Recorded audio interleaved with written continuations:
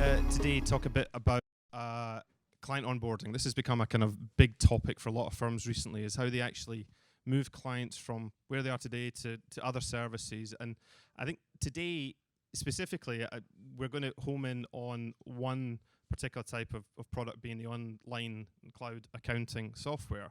I think it's fair to say that accountancy as a profession and as a body of people, accountants, are actually quite enthusiastic adopters of technology. I mean, I think it might take some time to work its way through everybody to the point where adoption's going to reach the full penetration of the solutions. But going back to the earlier days of kind of PCs and those kind of things, it is something that accountants are always looking for in terms of making their life easier, their clients' lives easier, and the processes better and more efficient.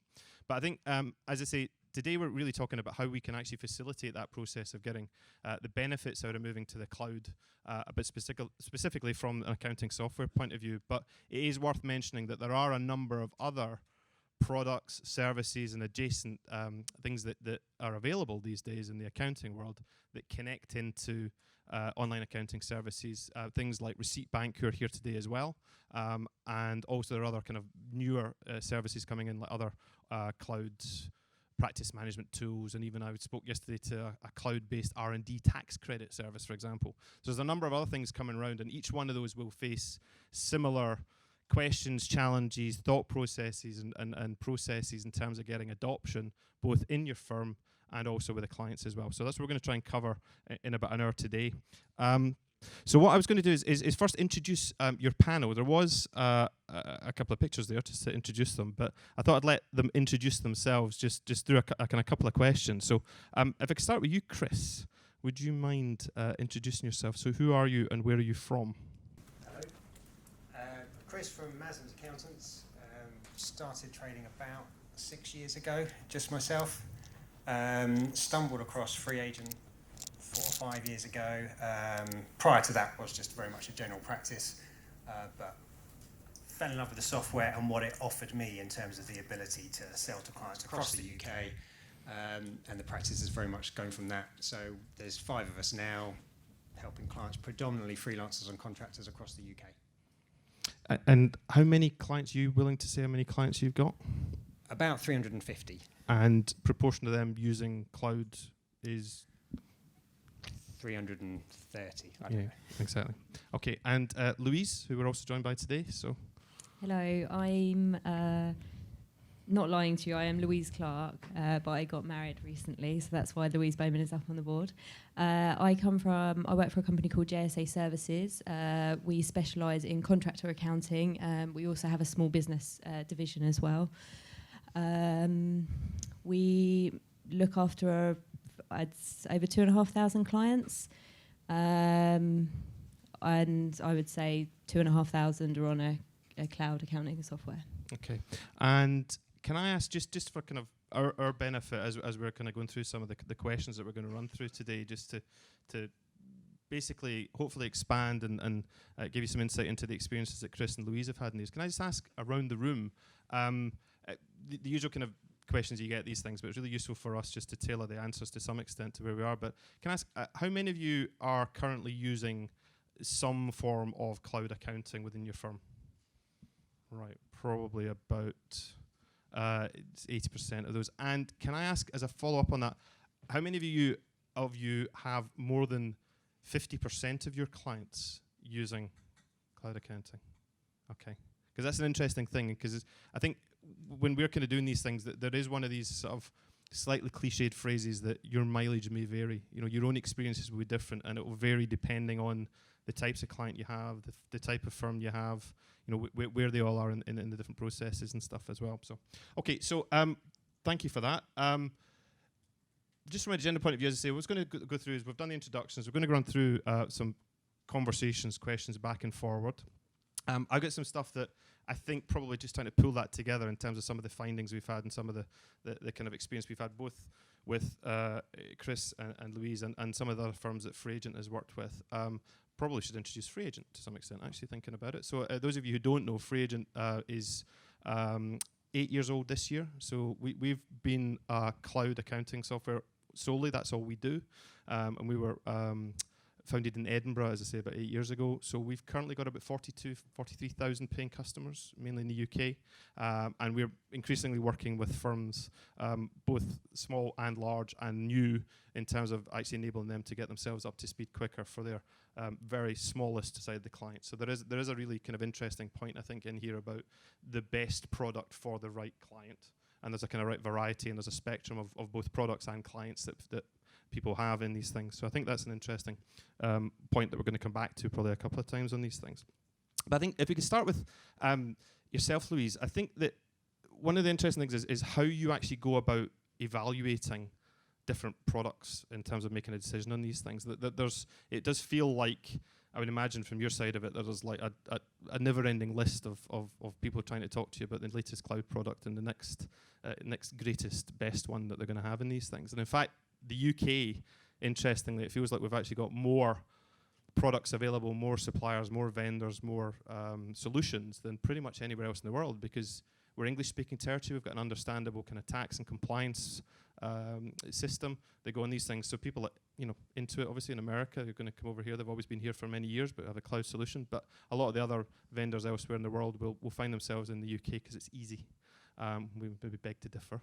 But I think it is a place where there's an awful lot of information out there. There's a lot of noise out there. There's a lot of people shouting in your faces all the time about the next thing you should do. So the evaluation side of that becomes quite an interesting thing, because you don't, I would imagine, have an infinite amount of time to actually work through this stuff and work out what you want to do. So in your own experience, Louise, I mean, that's quite a big set of clients to look at and doing these things. So what kind of were the main things that you looked at when you were evaluating what to choose?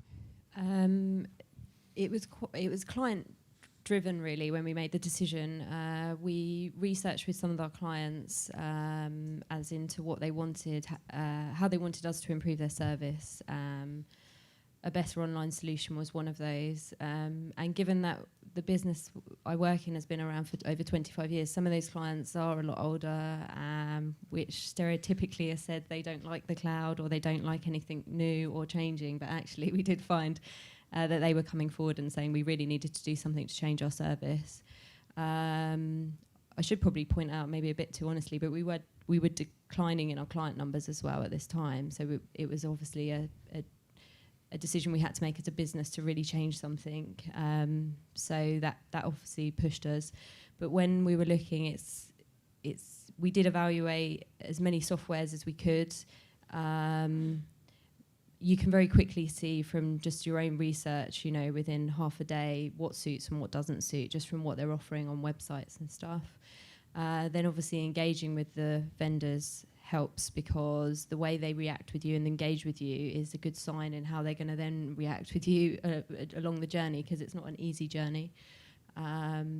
So that definitely helps. But yeah, definitely what the clients are looking for and the experience that the clients wants was definitely where what made our decision and positioned us, really. And did you get a short list? How many did you kind of get it down to? We had a short list of 6, I believe, so it was quite a big. It's a long list. It's quite a big short list, and that was a few years ago as well, when there'd be less providers than there is now. But we very easily got that down to 2, based on the number of clients we have and how we wanted certain bulk functionality, and actually the way if we tested it on staff. So internally we sent the products around test environments to the teams, and their reactions then followed up the reactions we had with clients, and that's what helped us determine that. Okay, and modesty prevents me from asking what you chose. So Chris, from your point of view, how did you come to choose the product you chose for your practice?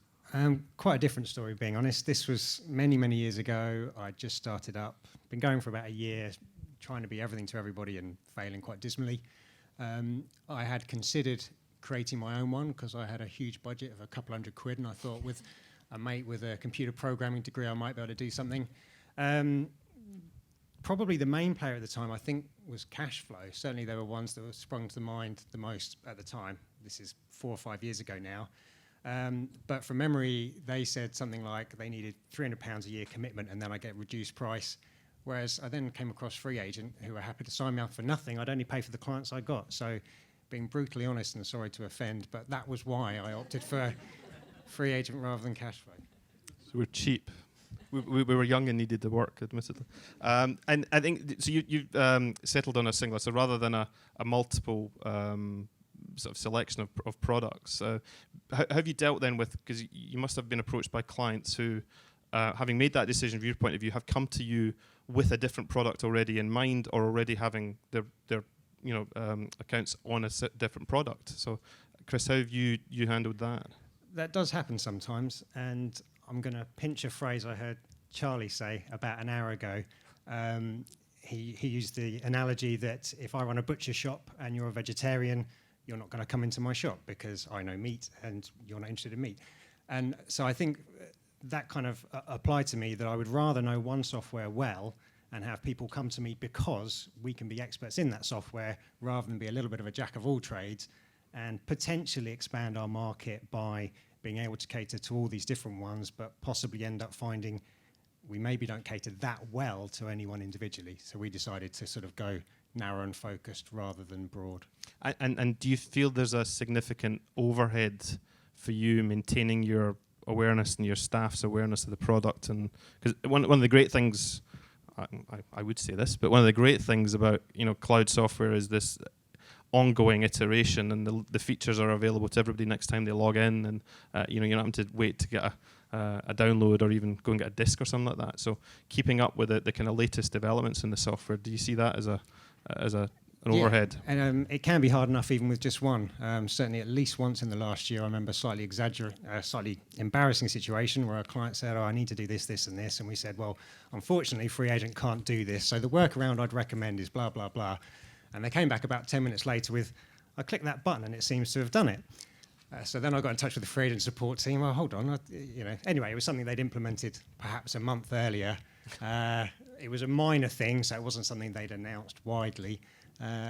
So these things are happening all the time. And if we were working with 5 or 10 different packages, there would be hundreds of things like that all the time where the software had changed and we were just behind the times. And I think from your point of view, Louise, I mean, how many people do you have who have access to your online accounts from a staff point of view? You've got quite a lot of account managers, I think. Accountants, that we have working internally. We have 28 people. So maintaining it daily. Training and kind of product familiarity and adoption. I mean, how do you attend to that kind of? We rely on Free Agent. Yeah. No, but yeah, it's true. You have to. The thing is, it's to go back to the onboarding. When you're looking for a software, if the software is not developing, then you actually don't want to go with that product, because you do want the whole point of not building your own software or using a spreadsheet is that the software providers do a lot of the compliance work for these, so you don't have to make these changes or keep up to date with these things. You're not changing processes or building new systems. It should just work for you. So that's very important. And then to lead that onto the training, it makes it a lot easier when it is a large number of people that you're having to train, that you can rely on the service provider to train your staff, give you the up-to-date information, and make these changes in the system so that you're not having to make workarounds, basically. And is there any particular sort of theme that you saw when you were, because in terms of bringing people onto the platform, I know that JSA, you went quite bulk quite early, as they say. So I was young, naive. Yeah. Yes.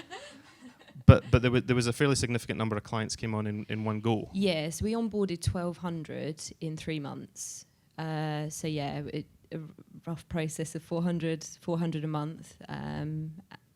And we did this quite quickly from signing the agreement, because it's not the cheapest thing in the world bringing your clients onto a cloud software, so we wanted to do it as quickly as possible, and to get the biggest benefit from it. And obviously, like I mentioned earlier, with regards to our service declining in the view of the clients, that was very important to get it done very quickly. I wouldn't always say it was the best solution to do. In our circumstance, it worked, and it was the best way for us to do it at that time. But there's obviously many other ways that you could go about it. But training and educating your clients is very important at that stage. So obviously we had capacity within our teams to be able to do to educate and contact our clients and give that personal touch with regards to the new system in 3 months, which I understand isn't, everybody doesn't have that luxury. And what strategies did you employ to communicate and keep your clients up to speed with what was going on? Because that's quite a lot of people to maintain, the change. Because this it's a great change, but it's changed, and people are, Always be positive about it. That was the one thing we did from the outset, is to also put yourself in the client's position before you communicate in any way. So that was what we did. We looked at it. What would the client's complaints be? What would they be scared of? What would their concerns be? And then look at all the benefits that we'll now be giving them. So everything we communicated we had answers to any negative responses, and we had all the positive outcomes and the benefits and the time savings it would have for them. So we never ever positioned it as into this is to make our lives easier, which I understand it was, but it was also about their service. So that was very much the pitch. We used every mean of communication we could. We used emails, phone calls, training manuals, Word documents, posts, webinars, training sessions, anything we could basically we used. But it was very important to have that all prepared and try to cycle that before you run. But also you can learn from your approach. So the first month of clients we onboarded, they would have got slightly different communications from that second batch of clients, and then on the third clients. So we learn each time we were onboarding a batch of clients what their feedback was, and that's very important to take that on board. Very hard because you're very, very busy at the time, but it's really important. And then by the end, it's almost like, oh yeah, we'll just get these other few hundred clients on board and it'll be fine. So yeah, it becomes more relaxed. Did you lose any clients as a result of this? No. Okay. But there must be some people that just can't get to grips with this from a client point of view. When you get that number of clients, I mean, all of the cloud software providers, go out their way to make this stuff as easy as possible. But some people just won't want to do it. So. Yeah, we definitely had resistance. So there's certain people that would refuse to even log on to the system.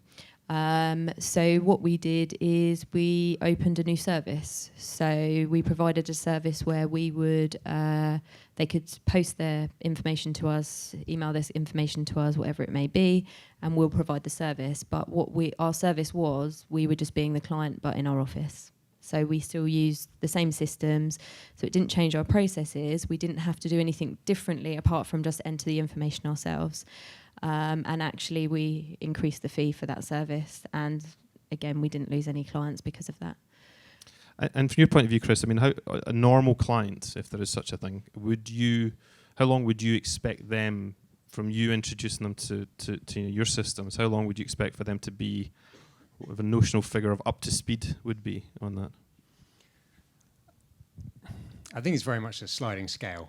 So there'll be things like, probably without any input from us, they can create their first invoice, they can possibly do their first bank upload, but there will inevitably be things that they will do wrong. No matter how intuitive the system is, people will find a way of doing it wrong. And that's why we have a job. That's why we have a job, yes. So I mean, probably half the support things I send to free agent, it's not necessarily saying there's anything wrong with the software, but it's saying that despite there being a correct way of doing this, there are quite a few people who are finding a way of doing it wrong. So I think you somehow need to tweak the intuitiveness of it or how it sort of guides people to do stuff. But in terms of timescales,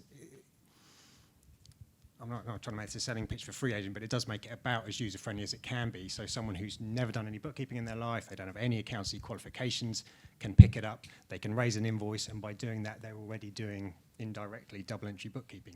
And how much do the kind of general benefits of having an online solution play into, is there a killer app, as it were, for cloud accounting? Something like, I mean, there's a lot of people talk about bank feeds, and the people here who use online accounting, cloud accounting for their clients already. How many of you use bank feeds or have their clients use bank feeds? So most of you. I mean, I think it's become fairly common for people to do that, and maybe 3 years ago there was maybe a few people who were a bit, I'm not sure about this, what about is this my thing? But it seems to be kind of a common, and actually a significant time saver and quality raiser when it comes to the kind of quality of data that you're going to have on that. I mean, is something like that, do you get pushback on that? From your point of view, Louise, again, in bulk, were you, when you introduced bank feeds for your clients? We had a few questions, security questions. I'm worried about putting my information online. But again, before we started introducing bank feeds, we'd done our research, thought about what people would be worried about, not be worried about, tested it on some clients to get the response. I mean, I think when we introduced bank feeds, we planned to do it over a year. And then we did a sample batch of clients, and we had no feedback whatsoever. So we decided to just do the whole lot the next month, it's just because of the ease of it, really, and the setting up. But I would say probably 75% of our clients took it up, again over time. So it was over a year, and that was us talking to them, convincing to them, reminding them about that service. But in terms of the data we get, it makes our lives so much easier. But also what we do is we take credit for what software providers do, and we make this seem as though this is something we want to provide you. We understand, we've listened to you, we know how horrendous you have to type up all your bank statements every month. I can't imagine, how have you had to do this for so many years? Let us take that away from you, even though it is the softwares, and I'd never be intelligent enough to create something that could do that myself, but I still take credit for it every time I speak to a client about it. Absolutely. And from your point of view, Chris, I mean, is there any particular aspect of moving online, moving into the cloud that really kind of tips people over the edge that might have been, I'm not sure about this, or they see the kind of advantages, or is it just that you're telling them to do it? I'm telling them to do it. Everybody does what you say, Chris. Exactly. I think, as you said, there are concerns on the security with the bank feeds. Yodlee in particular, probably a lot of you, if you know about bank feeds, you'll have heard of them. From what I gather, they've never had a security breach, but there is just this real fear that you're giving a third-party piece of software your internet banking login details, which some people would say, well, that immediately invalidates any sort of fraud protection you've got on your internet banking. I don't know exactly where the law stands on that, but a lot of people get a bit scared by that. But it's one of those things where I think a lot of people are reluctant to do it through fear, but when they go ahead and nothing goes wrong, they start to think, I really wish I'd done this earlier, because it makes life so much easier. Mm-hmm. And is there any, this might be politically incorrect, but anyway, are there any sort of types of client, whether it be an age group or approach or anything like that you think particularly lend themselves well, Chris, to kind of these kind of technologies? Or that's why I'm a bit politically incorrect. I'm the wrong side of that age gap as well. But I think in terms of getting people to adopt on that, I mean, there's a type of client that you've seen that would say, yep, they're the people that I should go to next, or that would be happy to take that up. Yeah, to some extent we're self-selecting with our clients because of the service we offer and the fact that we partner with Free Agent. It's inevitably people who are fairly happy with that combination. So it does tend to be slightly younger IT savvy people. The downside of that is they're typically more aware than I am about things like internet security and, oh dear, you can't email that document without a separate password protection. I'm thinking, why not? So there's pros and cons to that, but we do have plenty of clients who are over 50, some even 70 like Kevin, who managed to get along with it quite well. I'm so struggling a bit, but yeah. And the kind of, I suppose that comes back to data then to some extent, and I don't mean from a kind of security point of view, because that, again, that's one of these things that in our conversations with practices and whatever, I mean, that was something that used to come up maybe 4 or 5 years ago quite a lot about, security. I'm not sure about that, and it doesn't seem to be quite, we maybe talk about this when we go, if anybody wants to later on, but I think in terms of data, there's also initial data. So what you have got is in a number of cases people who have either invested time, effort, or money in a solution, whether it be they've gone to PC World a few years ago and bought a disk from some, or uninstalled that, or they've really invested a lot of time in some sophisticated series of Tesco carrier bags for their bookkeeping. But I mean, in getting the opening balances in, I mean, do you find that ever a challenge in getting these people up and running with these things, Chris? Well, if we were to encourage someone to move bookkeeping software, we would certainly do it around year end, which is quite amazing. You did almost all your clients over 3 months, because I thought surely not all of your clients can have had year ends then. So that's, then you would have the opening trial balance, I'm sure you're very familiar with, and go from there. And some clients will moan a little bit about the lack of, I can't easily see how I'm doing this year compared to last year. But if they really want that data, they can do it just by running the two separate bits of software. You know, if they've got the old desktop version of Sage or whatever they used before, they can run that, but most quickly forget about that and realise that knowing what they did last year isn't that important in terms of what's coming up. Mm-hmm.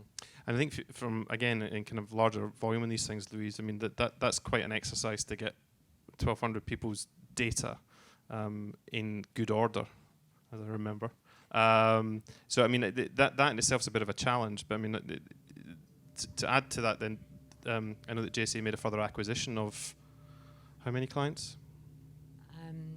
The first one? Yeah. The first one was just under 900 clients. Yeah.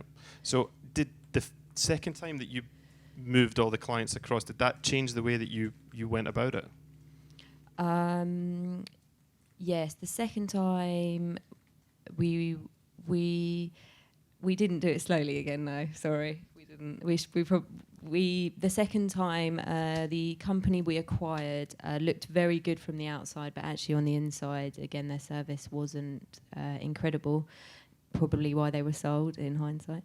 But they, with the switch over, actually, it was simpler because many of these clients had already been used to an online software, and some of them free agents. So the assistance of the tip I would give you is using the software provider as much as possible. So with every onboard or transfer we've done or acquisition we've done, we have squeezed the software provider as much as possible, because these are one-off exercises that you're going to be doing, and you don't want to spend too much time learning, going into detail with this, but actually you've got software providers that are experts, and they should be holding your hand basically through this whole process. So yeah, with our first acquisition, it was a simple onboarding process, obviously with the help of the software provider, and the way we went to educate clients was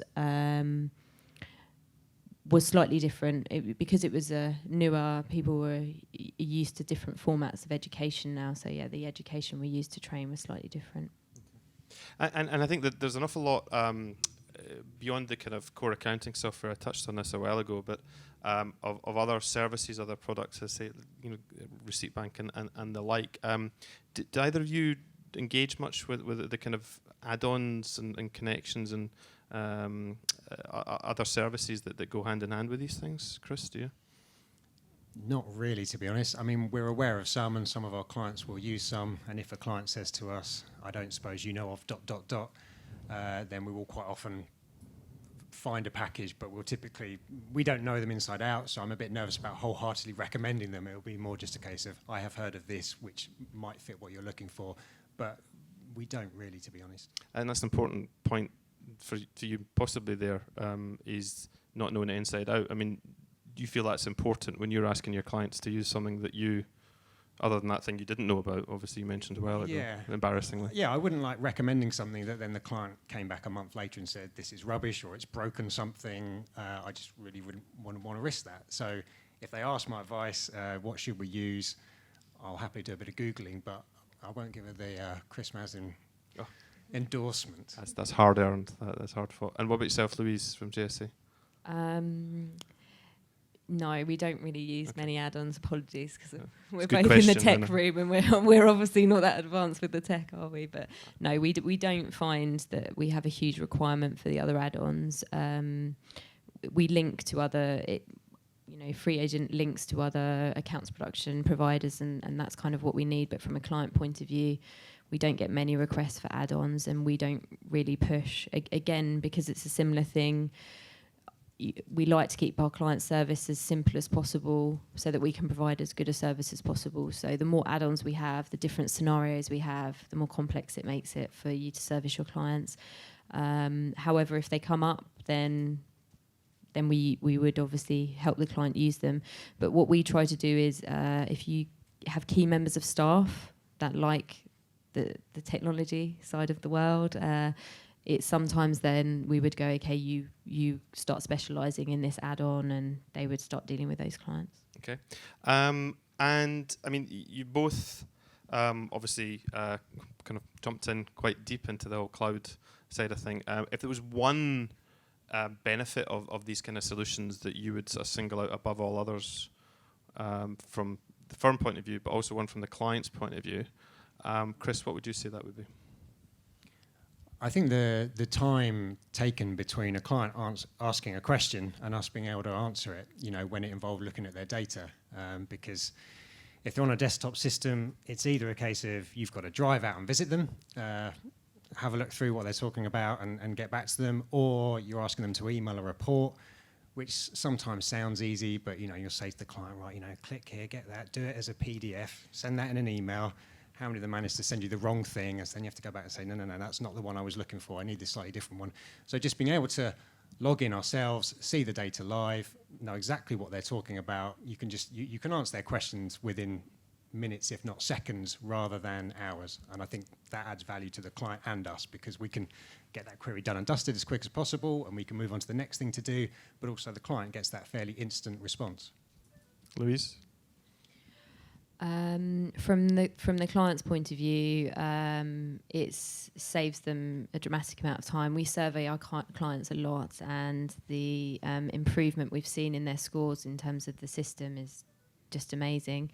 And also linked to that, us as a firm, I think we were averaging 5.8 out of 10 whether a client would recommend us before we moved on to a new software. And the changes we've made to be able to make with our how proactive our service is now, we're close to 9 out of 10 now. So yes, it's a dramatic change. One final question for now. Looking back from an onboarding point of view, given your experiences, what would you have done differently with the benefit of hindsight, Louise? Been off for those 3 months. I think for us, one regret we've got when RTI filing came in, we ummed about would we get the client to do it because Free Agent was RTI capable, or would we do it ourselves? And we opted for saying, no, we've got faith in our clients. We'll say to them, right, this is what you need to do. This is how you go about doing it. And of course, naively assuming that they'd all do it on time every single month without fail. But the amount of time we spent having to remind clients, no, I know that it's the 5th of the next month that's the end of the payroll month, but if you run the payroll dated the 25th, it has to be in by the 25th, and all those kind of things, and getting stuff wrong. I really wish with hindsight we'd have said, no, we will file your payroll for you, which I think Free Agent's bringing in bulk payroll filing at some point soon-ish, and we now got the debate of do I draw that back from the client to be something we do in-house, which I'm not sure how the clients are going to react with that. But that's one thing hindsight would have done differently. Where it's something that you as an accountant can do so easily with one click for lots of clients, getting each client trained to do it themselves is not a long-term benefit. Okay. A serious answer now. So I guess, we onboard constantly now, obviously, with monthly sales, and I would say we probably spend a little bit more time with the clients looking at their business proactively when we do those individual onboardings. That makes it easier. It's not just about software, it's about the general service they'll get. So maybe in hindsight, we would have spent a few more months preparing and looking at the client as a general business and not just worrying about the software. But, it's easy in hindsight to say that. Okay, well, thank you very much for that. What we're going to do now, I'm just going to run through very few slides, just for a few minutes, about stuff that we found beyond the conversations, obviously. So thank you to Chris and to Louise, who are staying with us, as all the best chat shows say, after the break. So just kind of 4 kind of distilled bits of wisdom from our experience at Free Agent, and just talk to these for a short while. I think one of the things that's important, as I said right at the beginning, is your experience will be different. That Chris and Louise are, they have a single provider that they work with, and they've got, in Louise's cases, obviously they've got a very specific type of client that's their kind of main focus. But a lot of you have firms where you have a different spectrum of clients. You have different types of clients of all different shapes and sizes, and capabilities and tech savviness and all the different kind of things that you would expect to have with that. But and also where you are in your own cloud journey. I mean, there was a high proportion of you already in there somewhere, but obviously it depends how long it takes for you to get these things. And I think the feedback we get from the accountants we work with directly is that a lot of this is getting driven by the clients now. So there is an awareness, and it's, there's a lot of providers out there, but it is important that you listen to what your clients are saying when they come to you, as I'm sure you do. But I think that the kind of first and probably the most important of what I was going to cover just now, I would say, based on this and conversations we've had other than this one, is to really think like your client. I mean, I think both Chris and certainly Louise was saying that when it kind of came to actually choosing what you're going to do, when you're going to do it, who you're going to do it with, and who you're going to do it with first, is not just about solving your own problems. There've quite a few experiences and conversations with firms a few years ago now. I got a phone call one Sunday night from a partner at a firm who said, I've just realised that insert other product name here isn't really very good. And I said, what do you mean? And he said, well, I just tried to set, my son just set up a business, and I went and tried to set up an account for him, and I didn't know what I was doing. And I've been a part of firm, I've been accounting for 25 years, I haven't a clue. And what he'd done is he'd left the decision on terms of which product that they should use for the firm to the bookkeepers in the firm. So they'd chosen what they thought was what was required, but that basically meant looking for something that looked exactly like Sage Line 50 in a browser. And that's not necessarily what the client's going to be looking for. And part of the benefit of all of this is a collaborative, symbiotic, whatever buzzword you want, in terms of your relationship and the kind of data flow and the kind of back sourcing of data input and account building to the client without the client feeling that you're just chucking stuff back over at them. So there is an importance that they're actually comfortable with this, they're able to get to speed with it, they're able to understand it, they're able to see the benefits of it, all of those things as quickly as you can. So the point is to kind of put yourself in their shoes. And the other kind of trick on that is or the other point on that is to not, cliche alert again, not the whole afternoon, it's round pegs in square holes, is not trying to force a particular solution or decision of yours on a client, which doesn't make any sense. It really doesn't make any sense for them to do it. It's not the right thing for them to be doing. They don't feel comfortable about it just because it suits you. So there was some of the earlier sessions we're talking about, multi-vendor, single vendor, how you're going to decide on these things. And I think there is an interesting point these days about how you actually keep track of all of these bits and pieces as well. So, there's a lot of, as I said earlier, there's a lot of noise. There's a lot of people vying for attention, talking to you or wanting to talk to you as professionals about the latest and greatest software and all these things. But it is important, that you're aware of what's going on in these things, but you have to start from point of view of the client's experience in these things. And that's something we'd feel very strongly about from our own side anyway. And it's that, as I say, that it's definitely the case that you've got to find the right people for the right products that you're going to have on these things as well. So I think the other thing is to not kind of make too many assumptions when it comes to either appetite or capability from your client point of view. Again, there are always going to be in technology. I say as a body of people, accountants are going to be interested in technology because it makes things more efficient. Not everybody's interested in it. There's certain parts of the certain accountants, certain firms, certain people who are nervous about it. I wouldn't say scared about it, but they're nervous about it. They're nervous because it's going to change. It's going to change the way that arguably you look at your fees, the way that you actually structure the services that you provide. They're going to change the nature of the clients that you have. You don't mind me saying, Chris, I remember you and I at a meeting a few years ago in Covent Garden. We went to meet Nick, and Chris and I were wondering, and Chris said, well, it'd be nice to meet Nick finally. And I said, well, how long's he been a client of yours? And he'd been a client of yours for 2 years at that point. So I think the point is that there can be these kind of relationships and stuff, and he was the happiest client you could possibly have to meet, but he wanted to communicate and interact remotely and at distance and stuff. So I think that is going to change how these things go, but there's no point in trying to force him onto something, this guy, that would not be the right product or the right solution for what he was looking for. So I think all of those aspects come into as you're actually deciding what you're going to do and your strategy for going out into the put your own solutions in place. I think the other thing is how you do keep aware of this stuff. So Accounting Web, Sif Media do a great job there's a real strong, I'm sure you're all in the community there, in terms of most of the software developers, most of the vendors participate quite actively on that. So there is a bit of an overhead in terms of tracking what's going on, what's the latest, what's the greatest, what's the new releases, what's the features, all of those things. It doesn't take that much time, but I think from point of view of being well equipped to actually answer questions or queries or inquiries that come into you from your clients about, well, what should I be thinking about? Where am I actually going to be best suited? Where am I going to be fitting to doing these things? If you leave it to other people, they'll make their own decisions and you won't be part of that conversation. So it's important to do that stuff. And contrary to all the evidence before you, the software vendors are not very shy. So if you do want information, they'll all be very, very happy to talk to you and give you any insight and information. Websites are great. Louise? Could I just give a bit of advice, and no offence to software providers, but they will talk more about what other software providers can do and say that they can do absolutely everything. So my biggest tip would to be go and speak to other accountancy firms, speak on the forums, find out who has used what softwares and get the advice that way, because honestly we got bombarded with, oh, they can't do that, they can't do this, and I was, I'm actually interested in what you can do. So yeah, there can be a lot of in-house fighting, so that would be my tip. Get it from users, and trial it on clients as well. If you've got good relationships with certain clients would be interested in it, trial the services on clients.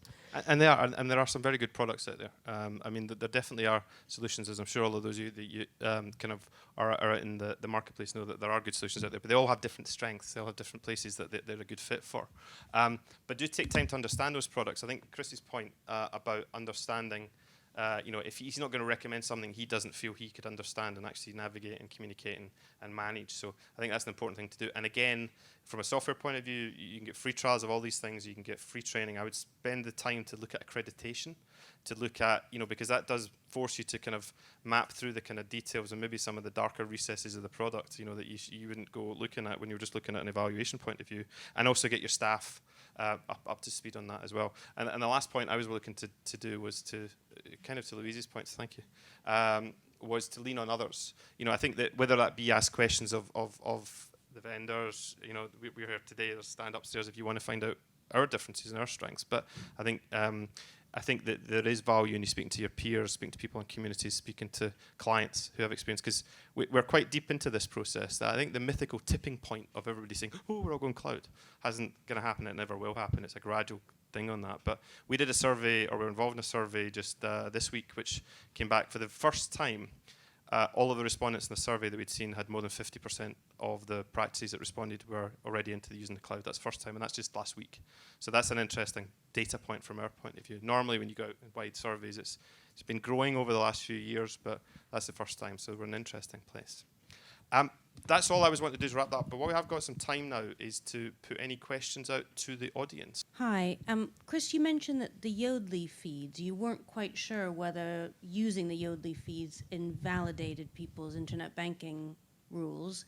Does anyone else know if it does? It depends, frankly.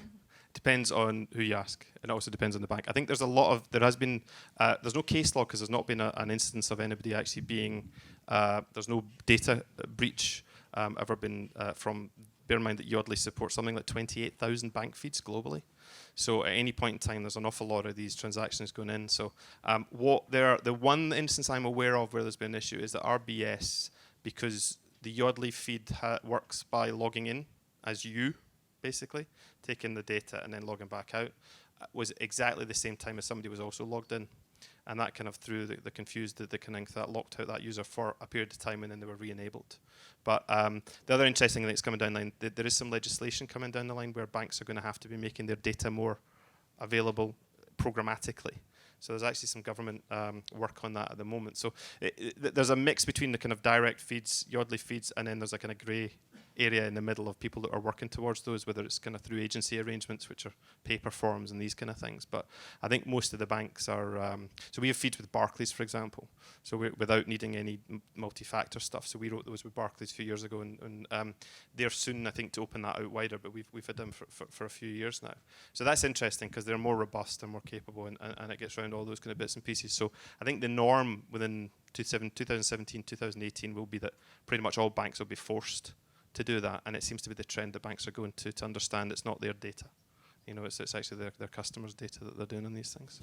We've got quite an explicit explanation of how it all works and the kind of T's and C's and stuff on our website, and I know other providers do as well if you want to look at the kind of minutiae. Well, it's actually the same point, similar, but I mean, why does anybody have to log in and get the bank feed? Why can't the bank just send it to? Well, that's what's happening. That's Yeah. the way things are going. Yeah. But at the moment, most banks don't make that data easily accessible. I say Barclays is an exception from our point of view. There are a couple of arrangements where they're part of Santander private banking. We've got they have access to other things. Metro Bank have started opening these things up. So there is a move to do that, and it's such a kind of change. It's such an improvement in the experience for people actually running their books and accountants actually running the books for their clients. That there's been a lot of pressure, and I personally have met with all of the banks about what the next stages of these things are to actually get these over. I mean, it's an obvious way to do it to maintain security, isn't it? Yeah, and all of the main online accounting software, you have from day one been able to download your statement, and it'll upload in either the UFX files or the CSV files, what have you. So you could always get. So this is what the conversation with the banks is. We're not doing anything different to what the client is doing anyway, or the customer is doing anyway. All we're doing is actually shortening the process if we do that. Banks, funnily enough, take a while to get around to that way of thinking, but we do try, and we keep going. Sorry, could I just add, I think one thing I heard from the banking side, why they're slightly less keen on that, is that the way you typically have to do it at the moment, if you don't use Yodlee or direct feed, is you still have to log into your online banking, you have to download the transactions, and one of the beauties from the bank's point of view is they can throw pop-ups at you, advertising their new products and so on and so forth. If they start giving a direct feed, they won't have the ability to do that. So I'm not in any way an expert on the banking side, but I gather that's one of the reasons why they're a bit anti it, is it just reduces their ability to market to you. Okay, thanks, Chris. Yeah, hi. Hello. I think also, because there's other, HSBC give direct feeds to other products. Yeah. Yeah, but it needs the banks to give feeds to all products. Because I have clients who say, well, I'm with HSBC, so I'll use Xero, for example, So it's very difficult to say, well, we'll use one product when the clients are coming to you saying, but I can get a direct data feed if I use this product.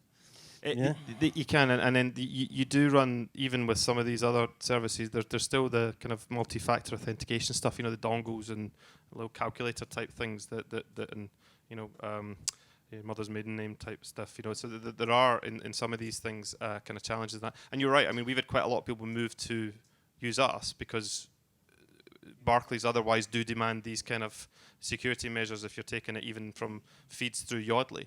So I think the interesting question is if the banks, as and when the banks do, either through legislation or being good about it,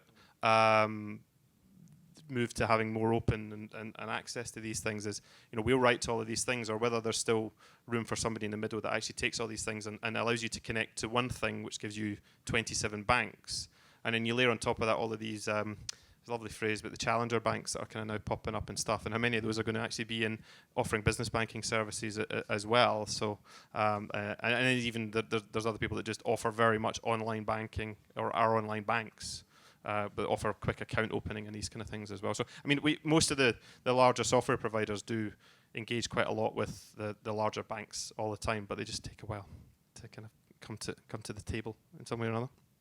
I'm curious about customer acquisition. I've heard a lot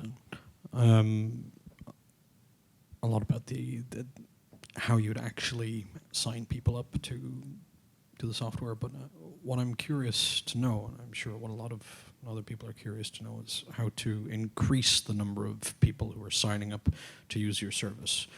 Let's say you did select free agent, or you are using cloud-based software that your client has access to, that you have access to. That's unprecedented. It's never happened before. It's only happened in the last 5 years as a recent innovation, where a client now has access to as much information as their accountant would. How do you actually go about getting more of those people signing up? What are the top? So my question specifically is, what are the top 3 ways of getting new leads for an accounting practice? What's worked for you and what hasn't? These days, we don't do a lot of sort of official marketing, push marketing, I suppose you might call it. But a couple of the things that I did in the early days, which are perhaps more amusing rather than useful, I used to Twitter stalk quite a lot, but try and do it in a subtle way. So I'd be on Twitter and I'd have a little search that was for anyone who typed free agent, but I then had a few exceptions because you'd get a bunch of NFL football players and other things that I wasn't interested in. And then I'd probably just leave it a couple of days to make it look a bit subtle, and then I'd follow them. And then you wait to see them start off a conversation about football or whatever, and you communicate back with them. And it's amazing how many times they'd come back to me and say, that's really weird that, you know, you use free agent because I've just been looking for someone like you. And I go, oh, that's weird. So that was one very specific thing I used to do. But I think it also, from a more general point of view, it's the multi-brand versus specific ones. I hear a lot of accountants say, well, you know, you're being really stupid by only using that one package because you're missing out on all the clients that use all various different other packages. But my attitude to it is that if somebody uses free agent and they click onto my website and they click onto 2 or 3 other similar firms' websites, and those competitors say, we use Sage 1, we use Xero, we use free agent, I've got a reasonable, I'd say a better chance that I'm going to win that client because they're going to see that I'm better catered perhaps to a firm like theirs. So there's a couple of things that might be slightly helpful. I think you have to work with the software providers as well to support you in the growth, because they obviously have knowledge of many accountancy firms and they'll have tricks that they can use. But also, you'll probably find your referrals will increase with the software because naturally your service will improve. So we found our referral rate increased by 50% after because of the, well, I'd say it's obviously because of our amazing service, but ultimately our service did improve in line with us introducing the new vendor. So I think our whole attitude towards service changed as a business from the minute we got the online solution. And whereas before we were so conscious about getting accounts done on time, getting information in, getting onto spreadsheets, onto different systems, that actually our processes now are just the same pretty much for every client internally. We barely think about it. The software's doing so much more for us, so therefore we actually can be commercially minded. We can approach clients actively. We ask them, you know, we can ring them up and go, after 6 months, how are you finding the system? How are you finding the service? Do you know, have you spoke to anybody else about it? Do you have any friends, you know, that you know might be interested? And you become a lot more confident about what you're doing, and therefore those sort of conversations that would have seemed arrogant, you know, a year before, now actually become very natural because you're so confident with what you're doing and the service you're providing that you don't mind asking them if they've got some friends that will move over. And I would say discounting with referrals as well, so offering some kind of discount package. I mean, actually free agent offer a very good one for their direct clients. Also, with certain providers, they will obviously be targeting people directly as well. They're not just getting accountancy firms and their clients. So those software providers that do have clients that go with them directly, they still need accountants as well. So that's where I go back to working with a software provider and how do you engage, how do you get your direct clients, and that's where you can pick up a lot of tips to get those clients that they've already got on their software, which again makes it even easier because you don't even need to train them on the software, they're already using it. There's an interesting point just briefly on the referral side of things as a data point, is that, as Louise said, we have quite an active referral program for somebody who's a customer free agent that maybe hasn't come through a practice. So each side gets a discount. So if you refer somebody and they both become paying customers, then you both get a discount. But the interesting thing is we would track, as you would imagine, being an online software company, conversion rates. So we take people that take a trial and then become paying customers, and that's quite an important metric. The conversion rate of somebody who's been referred, i.e. I introduced Joe to free agent, is double what it would be if somebody that comes in. And the point is, it's an implicit 5-star review. If I say, you know, you should try free agent, it's awesome. It's a bit like me saying, you know, I went to see a film last night, it was great. You should go and see it. And that just the act of actually somebody taking the time out to, whether it be kind of altruistically or because they're getting a discount themselves, it really, really, really makes a difference. So if you can find a way of actually enabling that and capturing that from your point of, from your firm's point of view, because you offer great service. You offer great service because you're still in business and you've always got clients and you're acquiring new clients. So, as Louise said, you should be proud of that and you should be, you know, confident in that, the ability to do that. And sometimes accountants aren't always the best people that go out and marketing their firms and selling their firms. I know that people like Karen, who was here earlier on from the Profitable Firm, and that there are other services that can enable you and help you get to do these things. But it doesn't have to be rocket surgery, as they say. So you can do these things in a quite easy way. Any other questions? Okay. No. Good. Stunned silence. My favourite kind. Okay. Well, listen. Can I just thank you all for taking the time out in the stream for today to come into this session. Hopefully you've heard some interesting comments and kind of the experience of Chris and Louise. Thank you, Chris and Louise, for taking the time out to come and attend that. Okay, thank you very much.